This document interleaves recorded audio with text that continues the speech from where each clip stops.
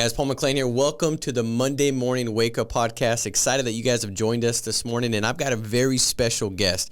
This is somebody that I've thought about probably for the last couple months. Like, I got to get Jamie on. You know, he's done such a great job in going out there and leading by the front. You know, he's a Hall of Fame producer last year. Now, his team's out there, board member level, helping over 1,000 families every single month. And I think sometimes we take that kind of like for granted, like it's just a normality. And maybe that's a great thing that it's become more of a normality with Family First Life. There's a lot of people out there doing it, and there's a lot of people that are going to be doing that. But 1,000 families a month, that's a big deal. That's a lot of families served. And he's also a great family guy.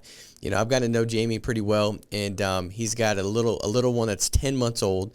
And I love his story, we're going to kind of get into this and how he's navigated, you know, some of the things and life events that have taken place as he's built his business, because life happens to all of us. But it's the way we respond to it, right? And also the way we prepared for it going into it that gives us the ability to really get the most from it. And so, guys, if you can lean in, I promise you're going to want to take some notes. But I want to welcome my guest, Jamie Cheerio. Good to have you, brother. Excited to be here, man.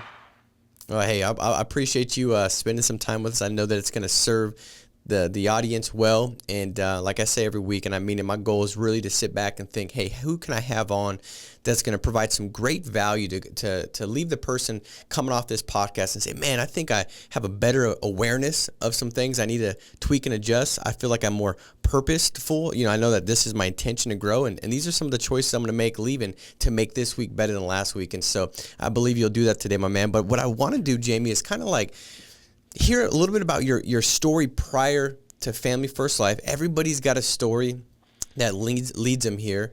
It's not always, and probably most of the time, not the same story. But I love to kind of have you unpack some of the, you know, where was your life as you joined Family First Life, and then I want to kind of take it from there and go on this journey and some of the big breakthrough moments and adjustments you've made that have led you to the outcome that you've got now. Sure, absolutely. I'm 28 years old, currently calling in from our farmhouse attic in Oregon. So originally from Michigan, moved out here just a couple of years ago. So I go and I get to work the rural farm counties, you know, doing life insurance, and it's the best thing ever. You know, I absolutely love it. But I got started in entrepreneurship right when I was 18, right out of college. I got started in a direct sales and network marketing company. I was in that company for quite some time, built up a pretty large team. You know, that's actually where I met Grady Polson, you know, his parents as well. They were some of my first mentors back when I was 18 years old. And we built up a team of probably about 10,000 people selling energy drinks all across the country. And it was an amazing experience, but that company was taken away from us. We were kind of like the FFL of that industry back in the day. We were the loudest. We were the most excited. So, of course, they decided to make an example out of us when it came to some different regulations that set precedent across the entire direct sales industry. And that company was taken away. So long story short, you know, lost a pretty good income and lost, a huge team. But at the same time, I built up some pretty large liabilities. You know, I had, the nice company paid for a car, which wasn't company paid for once the company was shut down anymore. Expensive apartment, the whole deal. So I spent kind of a couple of years trying to ride out that lifestyle when I was making significantly less. Jumped from one direct sales opportunity to the next, to the next, to the next. Each one, team got smaller and smaller and smaller. Their belief in us just kept getting, lower and lower as, we kept on jumping from thing to thing. Ultimately tried to start my own direct sales company in the travel space. Fell flat on my face.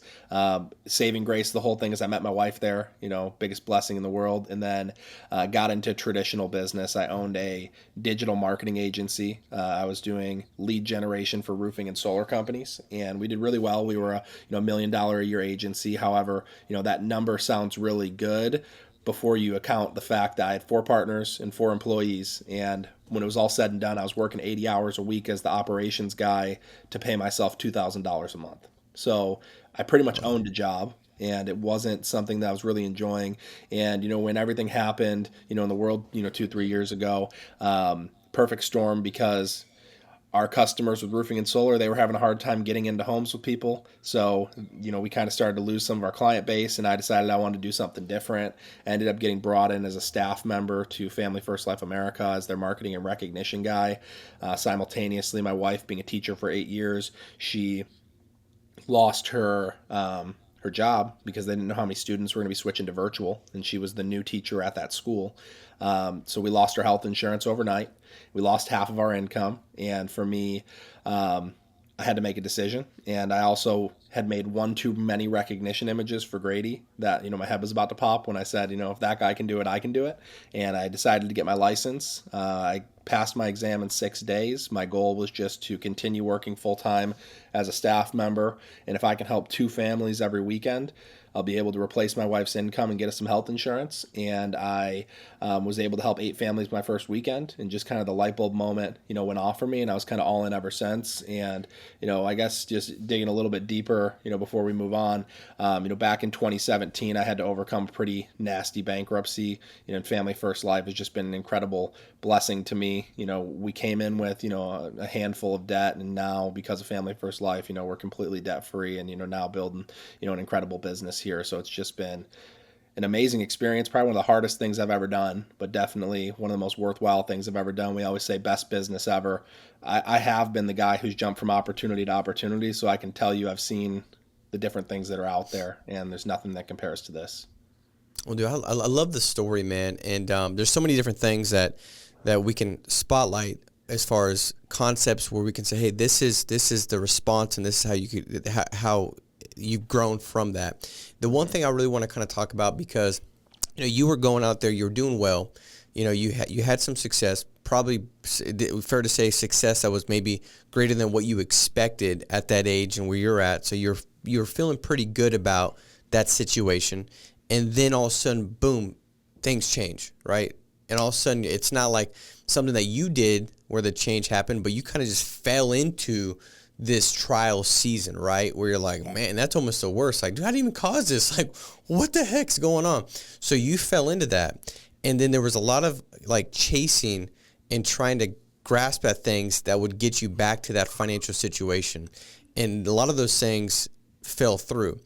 And what I want to know, because I do believe that almost, the reality is most people that are seeing success with Family First Life, they have the same kind of spots of adversity, struggles, failures, and setbacks that they've gone through.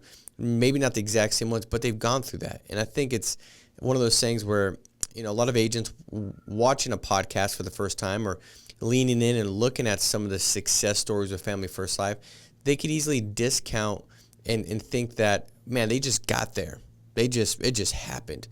And they could almost feel like afflicted, like, man, it just ain't working for me. Like it probably worked out for them. It's like, no, man, they got some of these. They probably have deeper and darker spots of setback and failure.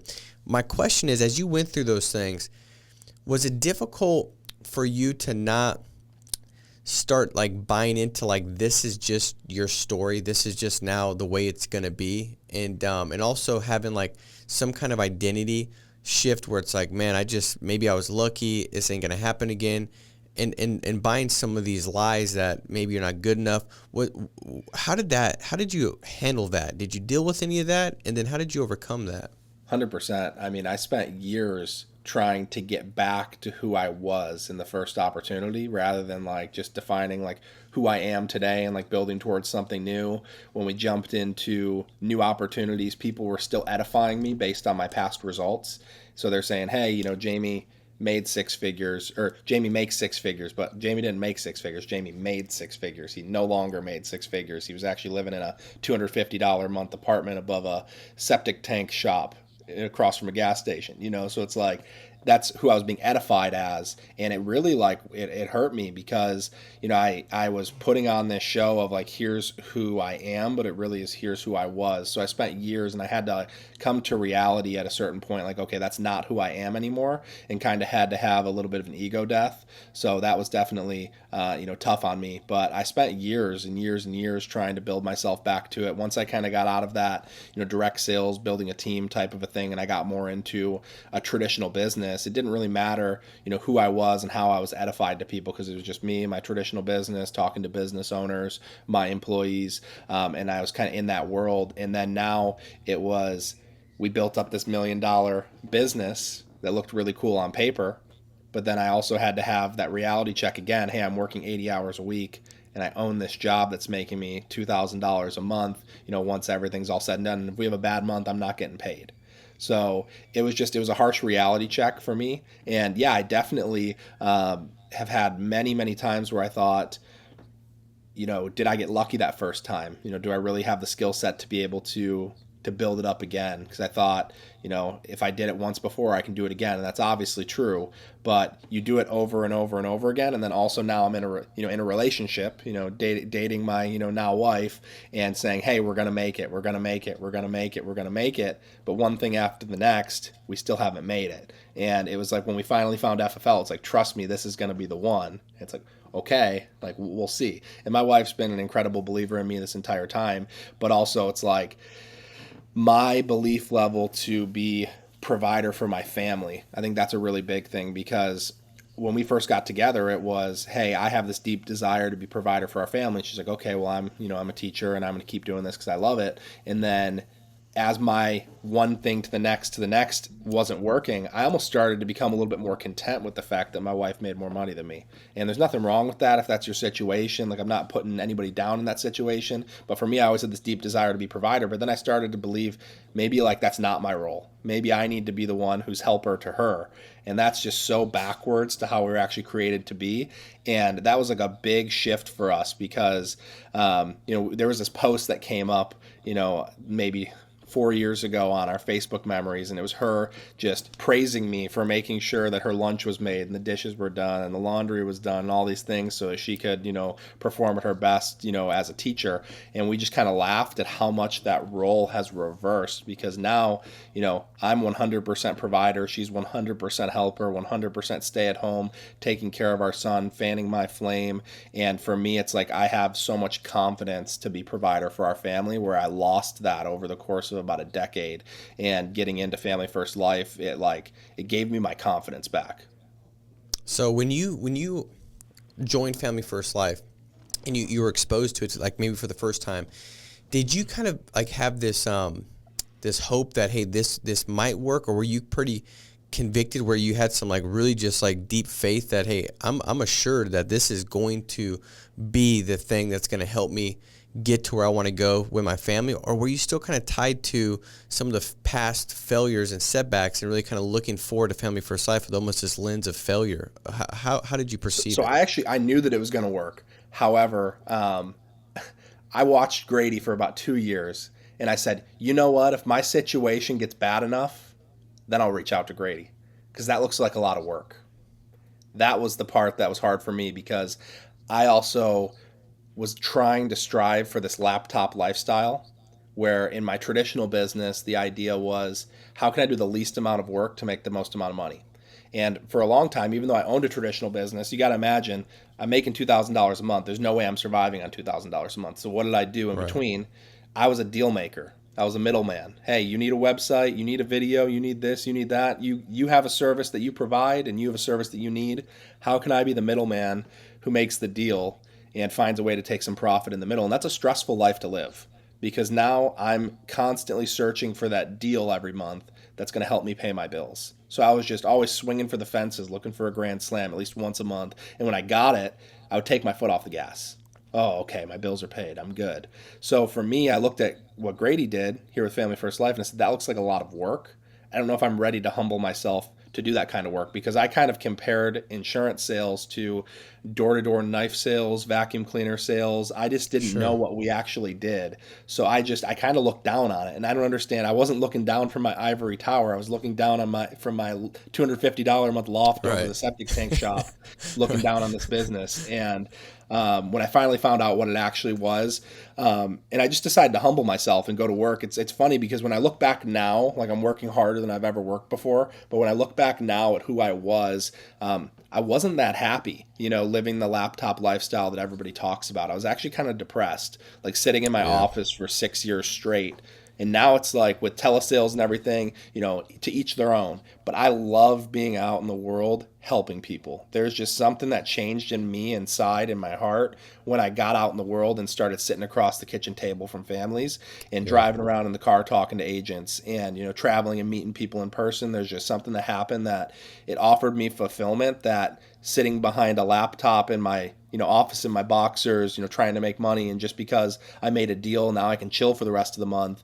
Like I wasn't really super fulfilled doing that. Sure. Well, I'll tell you what, man, I think that that's applicable for anybody, man. Like, I always feel better when I'm just like in the hunt, when I'm getting after something, where there's something before me where I got to go out there and I got to achieve and accomplish and grow and develop and get better. And I got to almost bring out something deeper in me that's got me to where I'm at now to get to the next accomplishment that's set right ahead of me.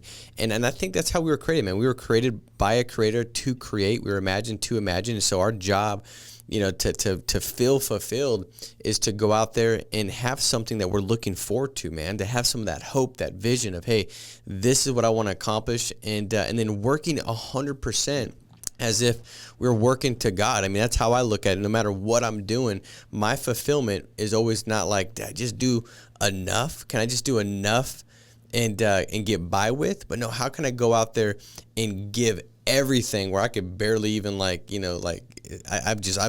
depleted. I put it all out there. And there's just something about like, man, the person that's on that battlefield, so to speak, that's just like, they're barely breathing and they're sweating and bleeding, but they gave it everything. That feeling, man, that's something that you can't replace. And that's one of those things where I think it's like,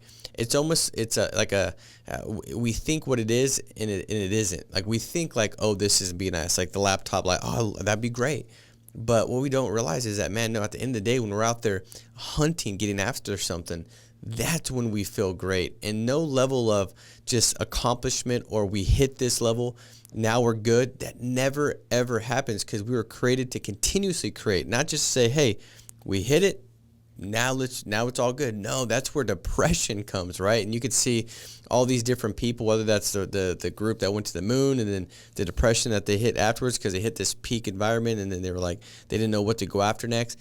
But the reality is this, and I just want to make this point, and then I got a question for you, Jamie, but like a lot of times I think people were waiting to say like, is this really what we're called to do, right? And a lot of times we'll have different things come at us that can kind of question that or feel that with doubt, like maybe it's not. Maybe it's just not. I had 9 no-shows. Maybe this is just not for me. Or I had 7 no's. Maybe that's a sign. And the reality is no.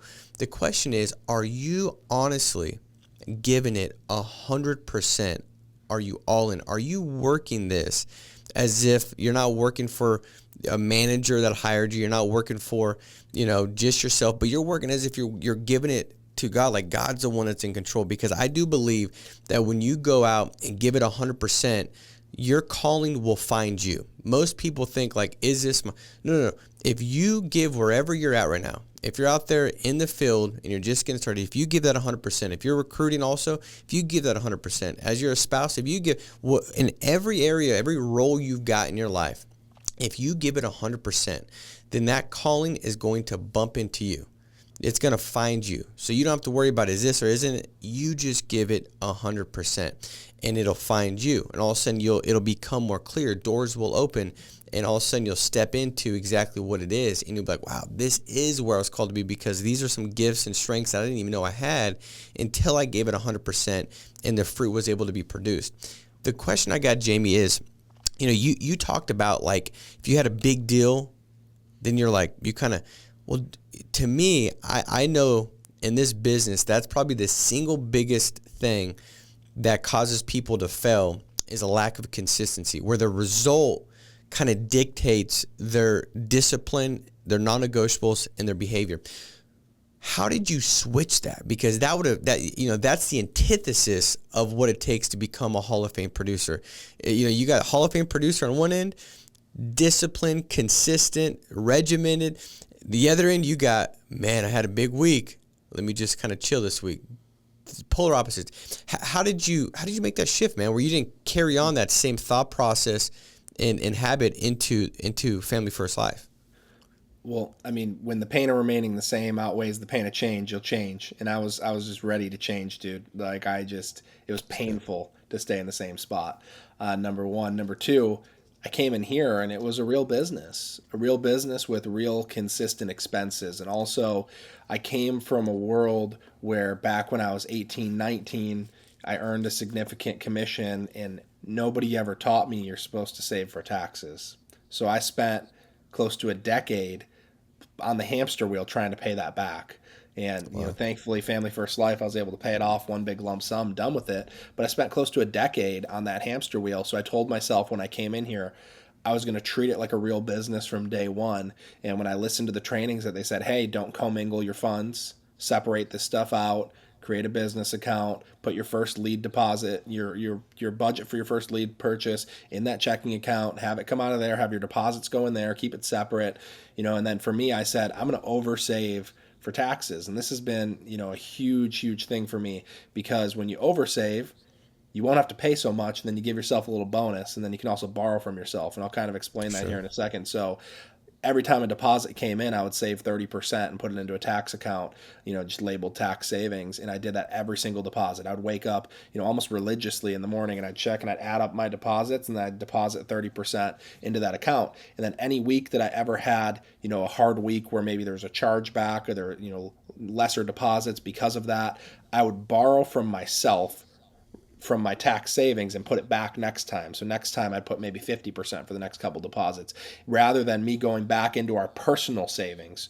our personal checking, or putting it on a credit card. I learned to make the business's money work for me, and I learned to work off cash flow. So for me, I've never put more than that original $1,500 for leads into the business. And I'm so proud to say that I haven't had to take any other personal money. Everything's just been house money from this day forward. And it's so cool because I've got friends in different industries who they're all about, the stock market. They're all about crypto, Forex, all these different things. And like, hey, well, if you would have, just put this much money here, it could have turned into this, and then it's gone up and down.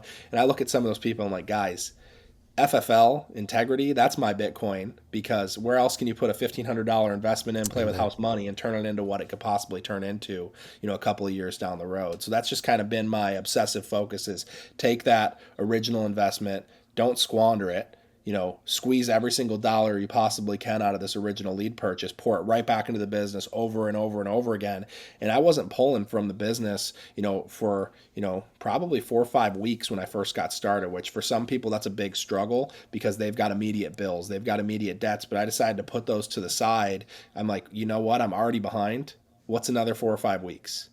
What's another 4 or 5 weeks that they're already waiting on me, that I could actually just give this business a fair shot?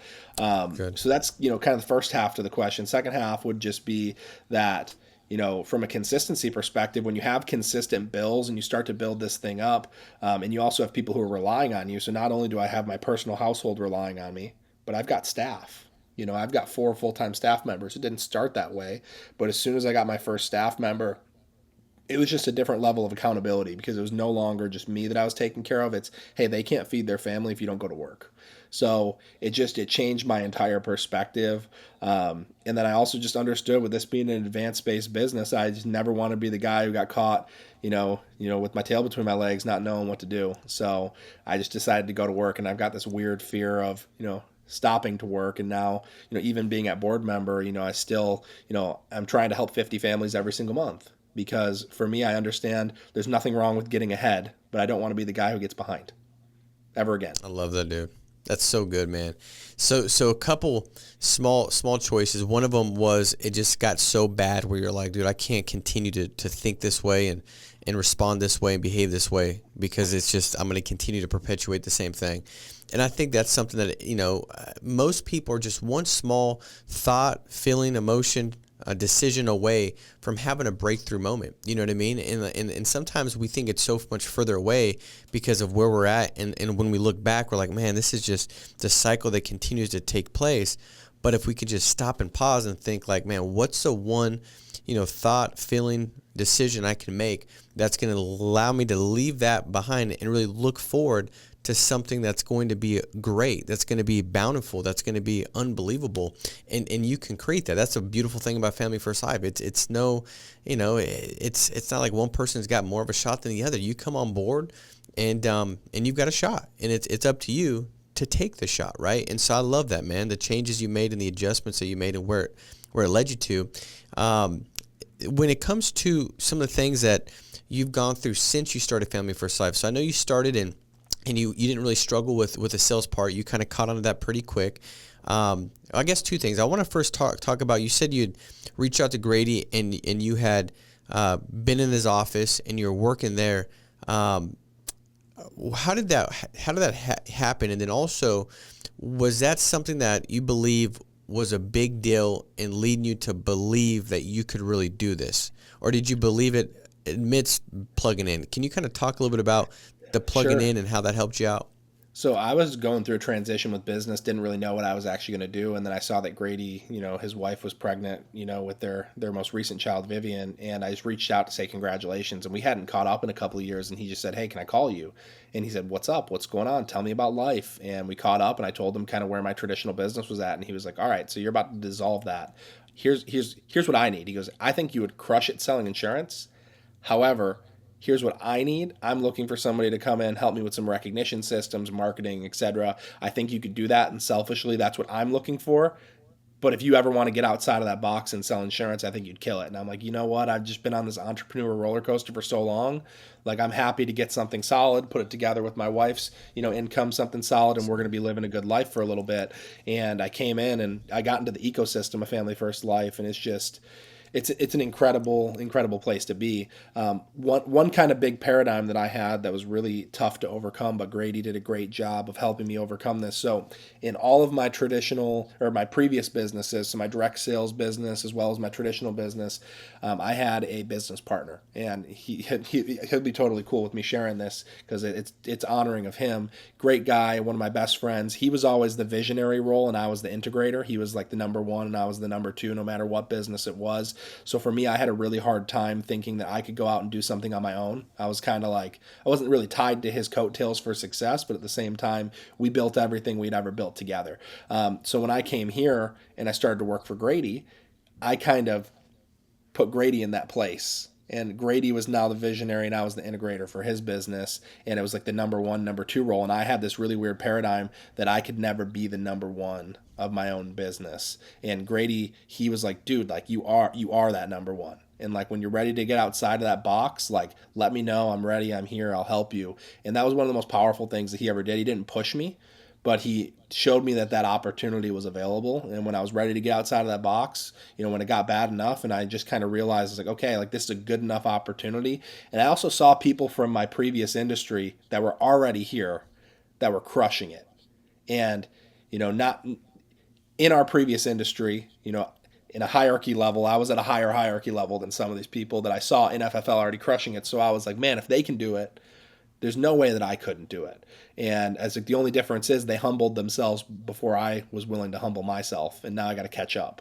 So that's kind of how we got here. I love that, man. And I think that there's a story out there for somebody to be able to say that. Like, if they can do it, I could do it, Yeah. I remember having the same thing, Jamie, when I got introduced in this business. There was a guy that was a plumber, and he was a younger guy, and he had seen success. And to me, it was something that I finally was able to say, man, if he could do it, I could do it. Because some of these other people, maybe not. Like, when they came on and they had been a mortgage broker, they'd done some things in the past. Me being just a young dude that had never really done anything, I wasn't like, well, maybe I could do it because they had. Because I was like, they've done all these other things. Maybe that was the reason why that they've gotten there. Yeah. But that one I was like, man, if he could do it. And then I remember, being that person for a lot of people, because I was the dude that was pumping septic tanks. And, and everybody be like, dude, thank you so much. Because, man, I realized if you could do it, I could do it. I was like, well, I guess that's a good thing. Cool, man. Yeah. But there's really two different kinds of people, I think, that we attract into this business with our stories, or two different kinds of stories that attract people. One is if he can do it, I can do it. But then two, on the other side, is if it's good enough for him, it's good enough for me. Because it's like when I see the real estate broker and I see the mortgage broker and the doctor or the engineer, maybe I'm that doctor or engineer, and I say, well, if it's good enough for him, it's good enough for me. So it's like those stories have a good place in Family First Life. And then you've got hey, if he can do it, I can do it. And I think that both of those stories are going to attract different types of people, so it's important to have both. Well, dude, think about this too. Like, Grady didn't have to reach out when you made that comment. And I just want everybody to kind of to listen to me here.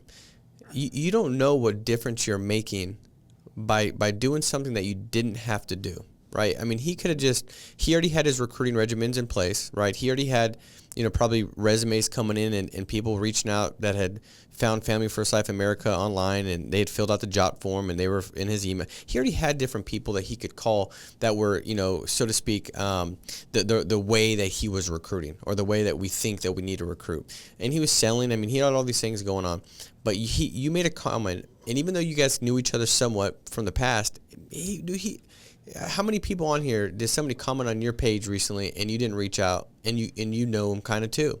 And it's that little bit extra, the thing that you didn't have to do that you do, that I just believe that, man, that's usually where the greatest growth is produced, where the greatest fruit, the greatest tree is birthed from, is that kind of stuff. And think about the big difference that, you've played a part, Jamie, in FFL America. You made a massive difference, man. Like, you've inspired people. You've given back. I mean, you're helping significantly on this podcast right now.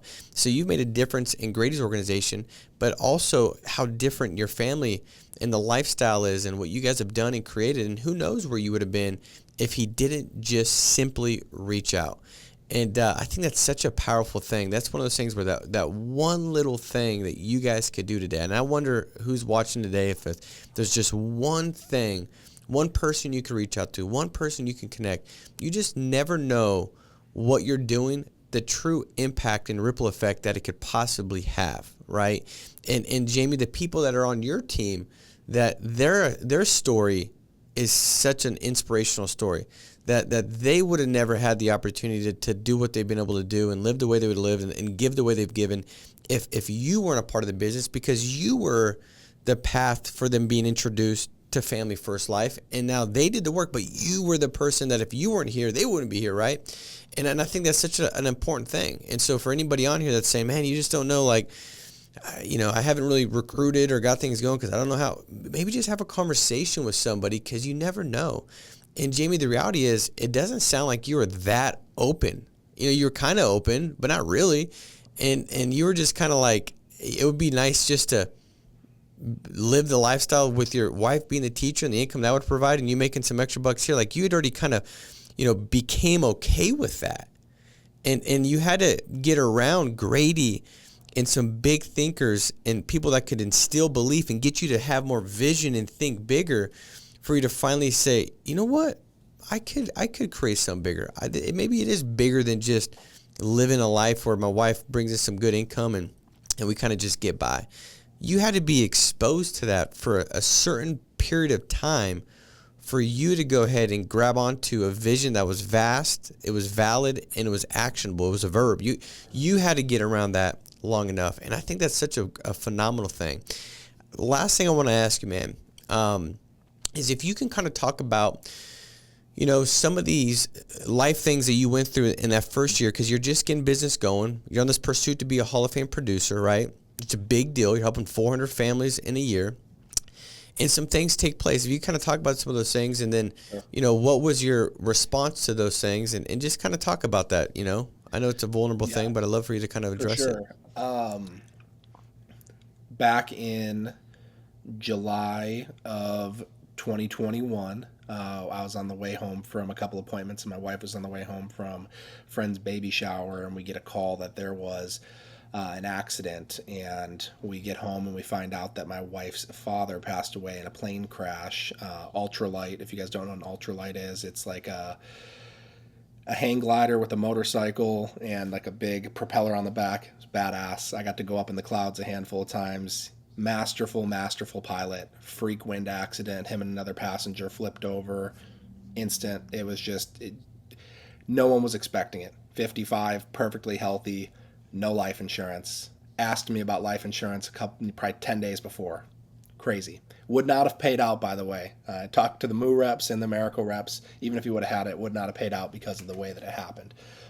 Long story short of it all, that happened, and that was a big tragedy. And that was, my wife at the time when that happened was 3 weeks away from our due date. Wow. So you got to imagine, I've got a very significantly pregnant wife, and then that happens mixed in with everything else. So now family's in tragedy, no life insurance, and we're at a point where now I'm needing to help pay for the celebration of life. And basically for us, we just had to come together as a family to make sure that my mother-in-law was going to be okay and that everyone was going to be fine. So, thankfully for FFL, I was able to build up at that point a business that was doing, executive vice president, about 500 families a month. So when I had to take 2 weeks out of the field, I was able to still be okay and have my 3 full-time staff at the time still be paid, and my automatic lead orders still go through without rolling any of my lead orders to Grady.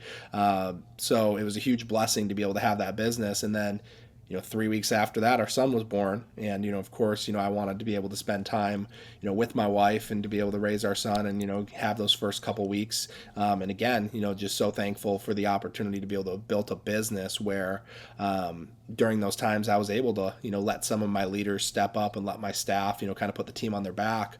But that was right in the middle of my Hall of Fame run. So you got to imagine. So now, I'm a few families behind, because that was 6 weeks or so out of my, not in a row, but about 6 weeks that came out of my production schedule.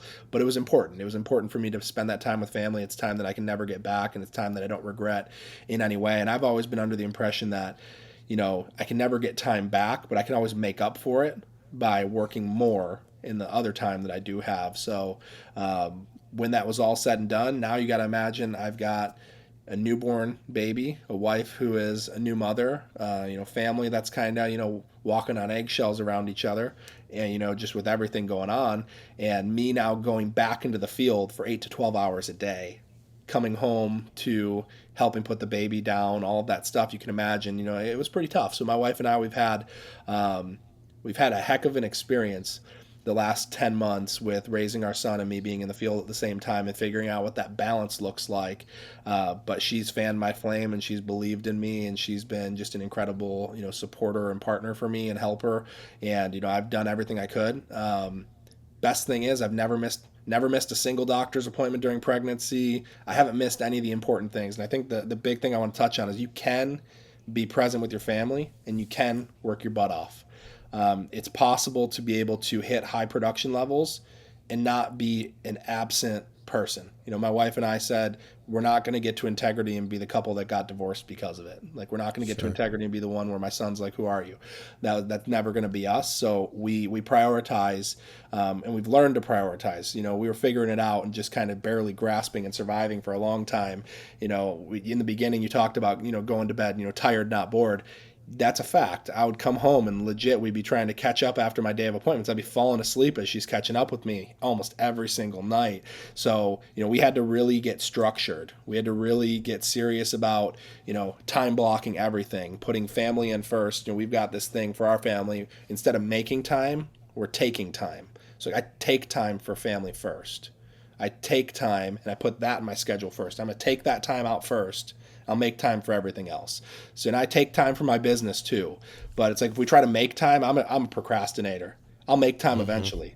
But if I take time, I know that it'll actually happen. So, it's been a wild ride. So we're still figuring it out. Now, a couple of things that we've implemented. I get most of my production done on the weekends. So, before I had to work the 4 traditional, run days to be able to get my production in. But now, through just an increase in skill set, I've been able to get most of my production done on, Friday, Saturday. So when I come in, now I run Tuesday, and then Wednesday we drop our son off at grandma's house. Wife and I, we have, what we call our traditional, marriage meeting. We do every single Wednesday morning. We go out to coffee, grab breakfast, spend 2-3 hours, working on our family. And then I come home and recruit for the rest of the day. And that's been super powerful, but we wouldn't be able to do that if I didn't get to a point where I was getting my production consistently on the weekends.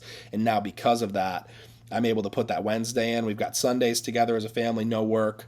Wednesday mornings where her and I work on everything for our family, and then I recruit for the rest of the day. And then otherwise, dial and, run in the field. And I'm gone from, I'm up at 4 a.m. out the door, 6, 7 a.m., coming back in the door at 8 o'clock. Dude, I'll tell you what, man. We could do a whole podcast, another one, on what you just said. I mean, there's so much to that, like as far as really getting the most from what this business has to offer. The priorities, the time blocking, the structure, the schedule, earning the right to be able to do certain things, and also putting yourself in a position where you can say yes to things in times where they really matter most. And I think there's so much to unpack there, man. Like that's so good. For everybody on here, it really is a sitting down with your spouse and your family and saying, hey, this is what we want to accomplish. This is where we want to go. And this is how we're going to get there. This is the game plan, the strategy. This is the areas of sacrifice. This is the trade-offs that we're going to have. And they don't have to be forever. It could be a temporary thing, but you can say, hey, this is what it looks like. I'm going to have to come back home late at night these nights, but if I do that, this is what it's going to be. I had this agent say, Paul, I think that his question was, how do you get your spouse on board? My spouse is not really on board with some of these things. And I said, well, are you doing the things like with excellence? Or are you kind of just like negating the time? Like, what does your result look like? And he was kind of breaking it down. I said, well, the first thing is, man, you got to stick to it. Like, you got to be super intentional. Like, when you're working. Like, I knew I was spending a lot of time away in different days from the family because I wanted to be able to say yes and be the dad on the field trip. I wanted to be able to say yes and be at the soccer games. But I knew if I was going to be able to say yes there while I was trying to build my business, right, I had to earn the right to do that. And the way I earned it was being so hyper-focused and intentional with every minute when it was not with my family. That was drive time. I was driving to my office, man, driving to the gym, man. I want to be intentional with all this time that I'm not with my family so I can earn the right to have the time with my family in the times that it holds the most value, which is the soccer games and being there at the plays and the performances and the things like that. But I think that, Jamie, people mess it up where they don't realize that everything's a trade-off, and they start saying, they don't sacrifice in these different areas. Like, when they're gone, they're kind of like unintentional with some of that time, right? Maybe they get to the office and they mess around a little bit too longer. And then they start saying yes to these other things in bad timing. It's like you never really put the mask on your business, and so you can't just start putting the mask on different things because you're going to die. It's like flying. I got 5 kids. When I come, I get like 7 stewardess. Hey, you're sitting, when the mask drops down, put it on yourself first. And the reality is, as much as it doesn't seem like it makes sense, like, man, I can't do that. I got to save my kids. Well, dude, I might save one and then I'm dead because I can't breathe. I've got to be first saved so I can save all of them, right? And I think the business is the same way. When people start to not look at it and be intentional and disciplined and structured with their business, and then they start to say yes, and they haven't really earned the right to take the time and do these things. Well, now your business is suffocating. It's going to die, and you're not going to ever be able to do those things anyways because you're going to have to go get a job doing something else. That's the whole, this is such a blessed position, but what comes with great reward and payoffs and benefits is great responsibility. And that's where we're going to sit back and say, I've got to be intentional, prioritize, structuring, and this is where we're going to go. And when you do that and you're consistent in your sacrificing in these areas that need to be sacrificed, when things do come up, like the birth in a passing and these big life events, you have the ability now, you've deserved the right, you've earned the right to say, man, I'm going to take this time, and it doesn't have a negative impact because you paid the price, you're an intentional person, and now you've earned the right to do that. And I think there's so much to be said there, man. So I appreciate you unpacking that because that was very good. Of course. And I want to disclaim one thing. You will not be having one conversation with your spouse and then be done with it. It's a conversation every day and every week. It's constant communication. I can't tell you how many times, even though we've been successful, that my wife has asked me to recast the vision for her. It's important. It's got to be something that we're constantly casting that vision moving forward, because there's going to be days that are hard. It doesn't matter how much we had deposited last month, because when it's 9 o'clock and I'm not home and the baby, she tried to put him down 4 different times and he's still not asleep, it doesn't matter what we had deposited last month. So you got to keep casting that vision. Yeah, who you telling, bro? I got 5 of those little babies. So you're exactly right, man. That's exactly the case. And you want to have that person that's, a visionary with you, that's looking forward to that. But you're right, Jamie. If all they see is you not being home and they're dealing with a fight, and as you have more kids, man, like a lot of times it's like I got them battling each other. There's drama in the house. House is a disaster. They didn't clean up. They didn't pick up. 2 of the older ones are fighting each other. Shoot, we've had 2 where they're like, fist fighting each other. I mean, it's just crazy. And then the baby's not going to bed, and she got to get out of the shower, and I'm gone. But that's the sacrifice that, it's not just a personal sacrifice. Like I'm driving, 5 hours to go run appointments, and that it's no.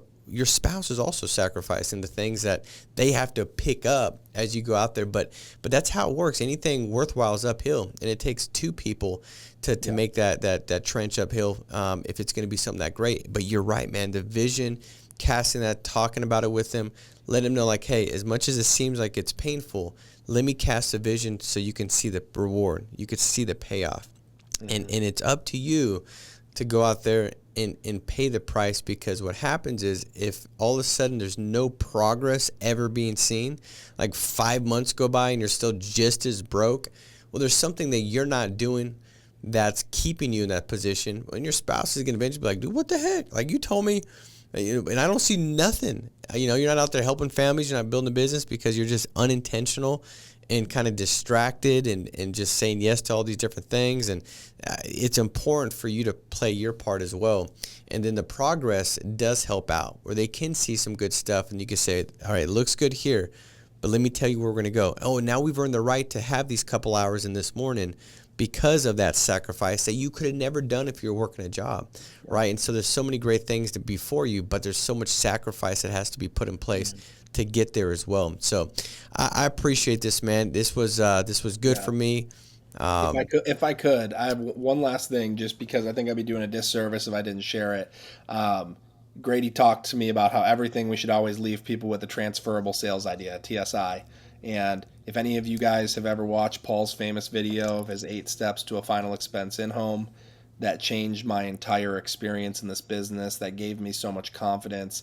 And one of the things that happened for me is I was so nervous going into my first in-home that I was like, I don't know what to say. I don't know what to say. I set 7 appointments, but what am I going to say? What if I forget what to say? What if I could just take my notes into the home, of Paul's video? If I could just say what Paul said, I'd be good. And then like a light bulb went off for me. I was like, why can't I bring my notes into the home with me? What is the client even going to know? So what I did was I took my notes from the 8 steps to a final expense in home, and I put the word agenda at the top, and I printed it, and I put it right in front of the client. And the client looked at it as, here's the agenda of what we're going to be going over today. And for me, it was the cheat sheet so I wouldn't forget what to say. So, on one side, I've got my state license. On the other side, I've got my in-home agenda, 8 steps to a final expense in-home. It changed everything for me. It gave me confidence, and I couldn't be more thankful that you put that together and, gave me confidence in my first couple in-homes. I appreciate it, man. And what we could do is, I didn't even know that existed. Why don't we, I think we probably put a link or something where they can click and have access to that. And that's the same thing I did, man. I was trying to find somebody that could stand behind me as I lifted the weights on the bench, so to speak, that I just had confidence because they were there. They didn't have to even touch the bar, right? It's like when you're lifting, but you could all of a sudden like do a little bit better. And I'm glad that was able to help, man. And heck, that's a product of me doing the exact same thing and reaching out and finding ways that I can have some enhancement and some borrowed confidence as I move along in this business. So, but dude, phenomenal job. This was so good. Guys, make sure to share this, subscribe, like it, comment below. We do have a drawing every single week. I think it's now four people win lead money every week. Is it $200, Casey? $250 a week and lead money that you guys can win. And I always enjoy watching this afterwards, Casey doing the drawing and pulling out the names. And we've had more people as I go to these different meetings say, man, I won that $250, and that allowed me to go out there and help a couple more families, and my business is back on track. And I'm like, that's pretty cool, man, because I never would have thought that. You just don't think. You're just busy doing stuff, and so I know it makes a difference. So comment, share, like this. Guys, appreciate you joining, and hope this served you well. Go out there, make it a massive week. Be strong, stay steadfast, and we'll talk to you soon. Take care. Bye-bye.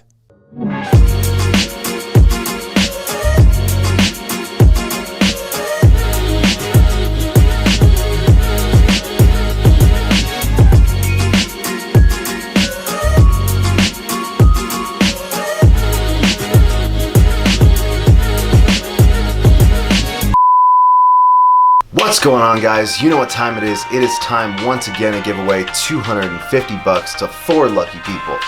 If you commented on last week's video, which is playing right over here, you're automatically entered to win. So, right now on this video, enter to win next week's drawing by commenting right down below. Now, without further ado, let's get to it and see who won this week. Our first winner is Aida David. I can't pronounce these names this time. Aida Kadavid. Kadavid. That sounds better. Forgive me if I'm wrong. Our second winner is Frank Pruden. Always good to hear more from Sean Mike, his heart, his perspective, and his leadership. Our third winner is Mauricio Ventura. Good morning. Thank you guys so much for doing these podcasts. I can't stop taking notes. And our fourth and final winner for this episode is... I cannot have two of the same winner in an episode. Our fourth winner is Carolyn MK. Once again, Paul and Sean, you have inspired agents to work hard, give back, and help others reach their goals by helping as many families as possible every week. Thank you. Guys, it's that simple. Just leave a comment right down below, and you could possibly be one of these 4 lucky people who win $250 worth of lead credit. Take care, guys. Make it a great week. Winners, get in contact with Victoria. Her phone number is going to be right around here somewhere. Guys, make it a great week. We'll see you next Monday. Take care. Help some families.